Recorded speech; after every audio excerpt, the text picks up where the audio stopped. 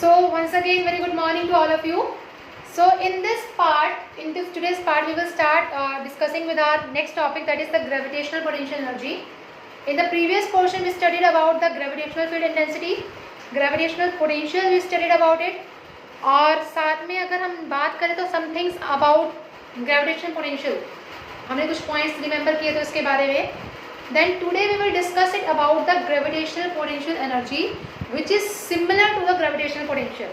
बस एक छोटा सा डिफरेंस होगा इसके अंदर, वो मैं अभी आपसे डिस्कस करती हूँ. Now let's see what is that difference. Your topic is gravitational potential energy. Gravitational potential energy. ठीक है बेटा, ग्रेविटेशनल पोटेंशियल मैंने आपको बताया था. What do you mean by the term gravitational potential. ठीक है, ग्रेविटेशनल पोटेंशियल वो पॉइंट था जिसमें हमने क्या किया, अमाउंट ऑफ वर्क किया किसी बॉडी को इन्फिनिटी से किसी दूसरे पॉइंट तक लाने में. And in that case we take the mass of that body is 1 kg. हमने 1 kg के बॉडी का मास लिया था और उसको एक इन्फिनिटी पॉइंट से दूसरे पॉइंट तक लेकर आए थे. But in this case, in the case of your gravitational potential energy, we consider the mass of a body that is not 1 kg. 1 kg के इक्वल नहीं होगा और उसके ऊपर हमें क्या करना है, वर्क डन करवाना है. कहाँ से कहाँ तक, इन्फिनिटी से किसी दूसरे पॉइंट तक. उसको क्या बोलेंगे, that is known as your what, gravitational potential energy. क्या कंसिडर करेंगे बेटा उसको हम, ग्रेविटेशनल पोटेंशियल एनर्जी. और इस केस में आपका बिल्कुल सिमिलर होगा उस पार्ट के. देखिए मैं डायग्राम बना रही हूँ. ये आपके पास क्या है, this is a earth having a mass m. ठीक है, m मास है और ये आपका क्या हो गया, ग्रेविटेशनल फील्ड हो गया. उसमें मास है, एक पॉइंट पे रखा है, a पॉइंट पर. ठीक है, हम क्या स्मॉल m मान रहे हैं उस मास को, स्मॉल m. तो यहाँ पर हमारा जो पोटेंशियल एनर्जी है, what is the formula for potential energy, वो होता है -gmn/r. ये मैंने आपको बताया था. ठीक है, अगर यहाँ से लेकर यहाँ तक का डिस्टेंस हमारे पास कैपिटल R है, तो यहाँ से लेकर यहाँ तक का डिस्टेंस हमारे पास क्या होगा, स्मॉल r. बिल्कुल सिमिलर होगा उसके.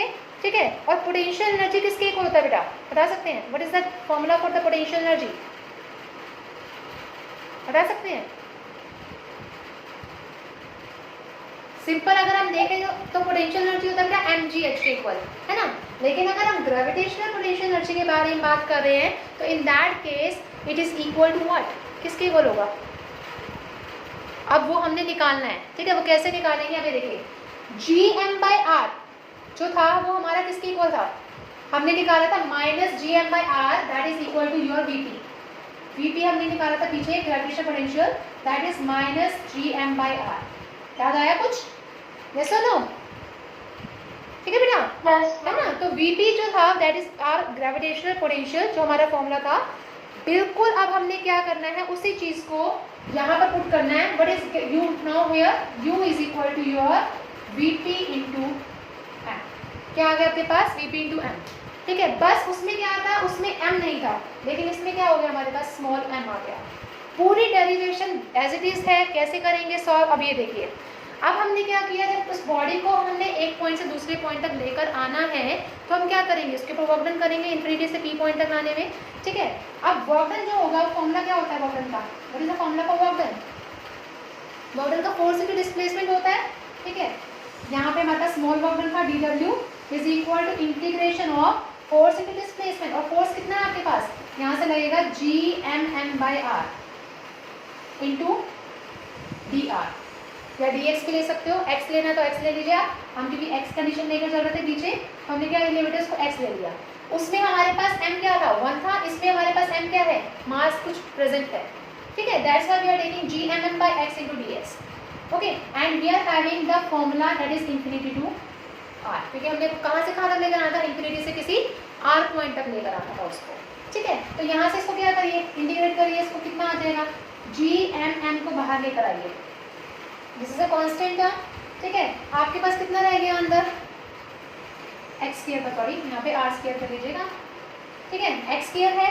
अब आप क्या करेंगे, इसको इंटीग्रेट करेंगे तो कितना आ जाएगा आपके पास, x raise to power -2 + 1 by -2 + 1 infinity to r. बिल्कुल सेम है, बस यहाँ पर m और ऐड हो जाएगा, बस और कुछ नहीं है.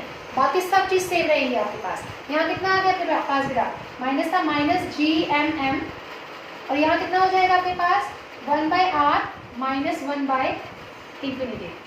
Okay, then what you get minus G M M by R. ये आपका फॉर्मूला आ जाएगा बस आपके पास। That is the formula of your what, gravitational potential energy.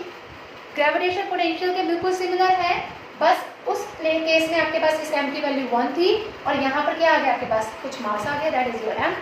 बताइए बेटा, your next topic is your change in potential energy.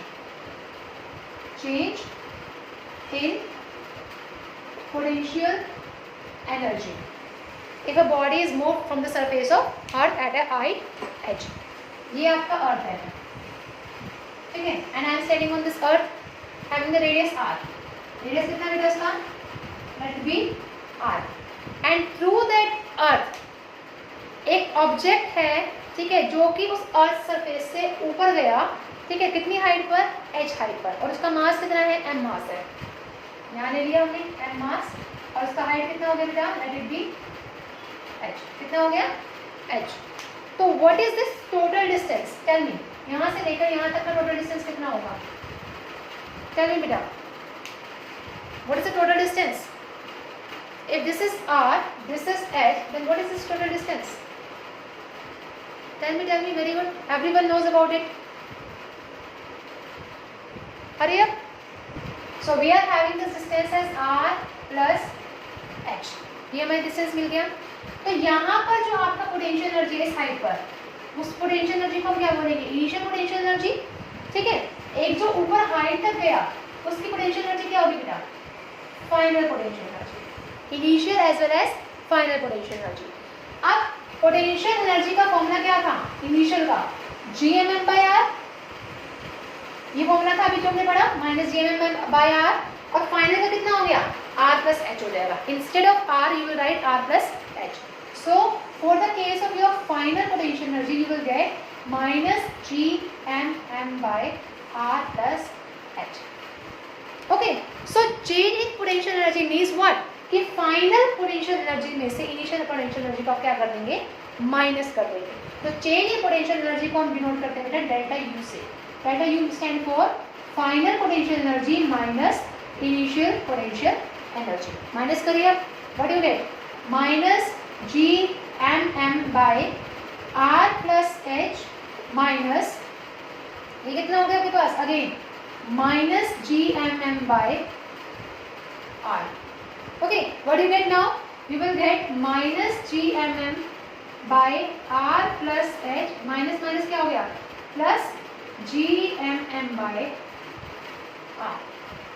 Okay, take this Gmm common outside, common ले लीजिए आप, क्या आ जाएगा आपके पास बताइए, Gmm common, what you get inside 1/r minus 1/r plus h, ये हो गया आपके पास, ठीक है। अब आप क्या करेंगे, r को कॉमन निकाल लीजिए, what you get after taking r common, Gmm/r, and here you get r/r is 1 minus r/r plus h। यहाँ तक बताइए बेटा, किसी को कोई problem up to here, any problem to anyone,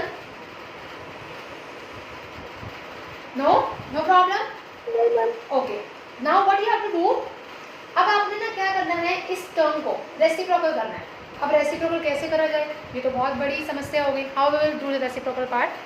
reciprocal part कैसे होगा, अगर मैं इसका देखूँ तो इसका पावर कितना है 1, रेसिप्रोकल करने पर इसका पावर कितना हो जाएगा -1।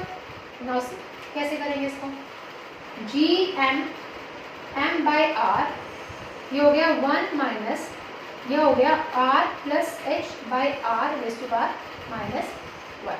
हमने क्या कर दिया, इसका रेसिप्रोकल ले लिया, ठीक है, -1 कर दिया।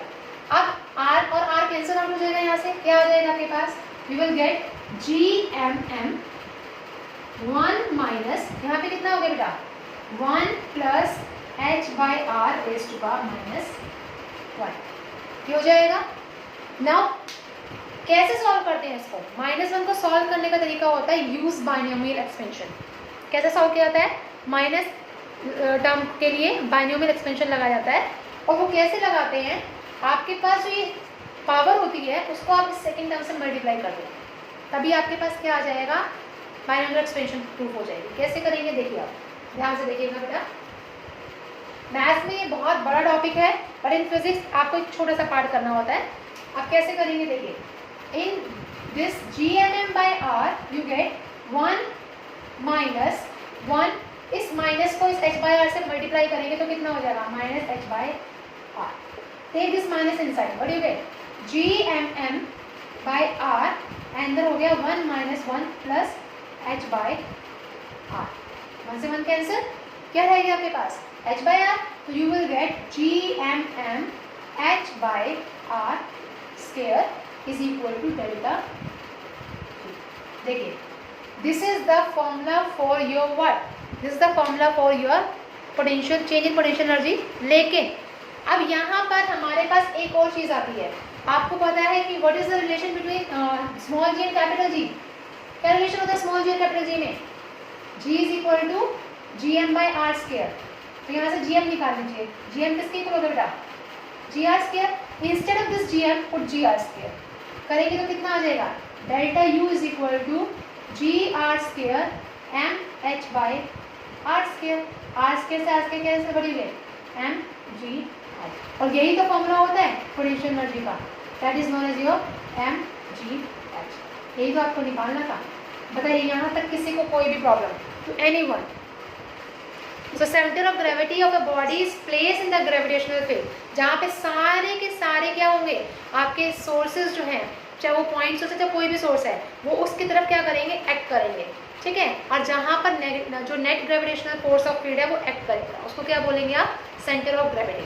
तो डिफाइन कैसे करेंगे, it is that point where net gravitational force of field act, that is known as what, that is known as your centre of gravity. Okay, उसके बाद आता है बेटा सैटेलाइट। सैटेलाइट के बारे में आप सभी ने पढ़ा था कि सैटेलाइट क्या होता है। सैटेलाइट क्या है, एक आर्टिफिशियल, मतलब हो सकता है नेचुरल भी हो सकता है आर्टिफिशियल भी हो, ठीक है। वो बॉडी जो कि कंटिन्यूसली एक ऑर्बिट के अंदर इवॉल्व करती है, कंटिन्यूसली, ठीक है, around a comparatively much larger body. जैसे सन है, सन के या अर्थ है, अर्थ क्या है, एक बड़ी बॉडी है, लेकिन जो सैटेलाइट होगी वो उसके कंपैरिजन क्या होगा, छोटा होगा। तो वो body which is revolving continuously in an orbit, जो कि एक ऑर्बिट में कंटिन्यूसली क्या करेगी, रिवॉल्व करेगी around a comparatively much larger body, उसको क्या बोलेंगे, that is known as your satellite. Satellite के कुछ एग्जांपल भी हम दे सकते हैं, जैसे प्लैनेट और सैटेलाइट। प्लैनेट जो है वो क्या है, ये सैटेलाइट है किसका, सन का, ठीक है। या फिर एग्जांपल और दे सकते हैं, moon. Moon is a satellite of what, earth. Earth का सैटेलाइट है moon. Okay, similarly we are having the satellite of two types, one is known as your natural satellite, other one is known as your artificial satellite. Natural satellite जो पहले invent हुई थी, जैसे अर्थ है, अर्थ का जो मून है वो एक ही मून लाई करता है। In earth we are having one moon, in Jupiter we are having 79 moons, and in Saturn we are having 82 moons. देख लीजिए कितने ज़्यादा सैटेलाइट्स उसके अंदर प्रेजेंट है, ठीक है। अर्थ के अंदर 1 moon, Jupiter 79 moon and Saturn 82 moon. Similarly अगर आर्टिफिशियल सैटेलाइट्स की बात करें, ये कौन कौन सी आर्टिफिशियल सैटेलाइट आई थी, स्पुतनिक 1 जो रशिया ने इन्वेंट की थी 4 अक्टूबर 1957 में, ठीक है। सिमिलरली आर्यभट्ट इंडिया ने इन्वेंट की थी 1975 में। और भी बहुत सारी इंडिया में हुआ है आर्टिफिशियल सैटेलाइट के बारे में, लाइक लेटर भास्कर है, रोहिणी है, एप्पल है, इनसेट है, IRS है। ये सब ने किसने इन्वेंट किया, इंडिया ने इन्वेंट किया इसको। तो ये क्या है बेटा आपकी, these are known as your artificial satellite. तो सैटेलाइट आपकी 2 पार्ट्स में डिवाइड हुआ है, natural as well as artificial. Natural जो है जो खुद इन्वेंटेड हुई है, artificial that is the man made. Natural में आपके पास अर्थ आ जाता है, जुपिटर आता है, सैटर्न आ जाता है। Earth is having 1 moon, Jupiter is having 79 moon, Saturn is having 82 moon. But in artificial we are having Sputnik 1 which was invented by Russia, 4 October 1957 में इन्वेंट हुआ था। आर्यभट्ट इंडिया ने इन्वेंट किया था 1975 में। Later on we are having the Bhaskar, Rohini, APPLE, INSAT, IRS। ये सारे किसने किए थे बेटा, इंडिया ने इन्वेंट किए थे। These are known as the artificial satellite. यहाँ तक बताइए किसी को कोई प्रॉब्लम।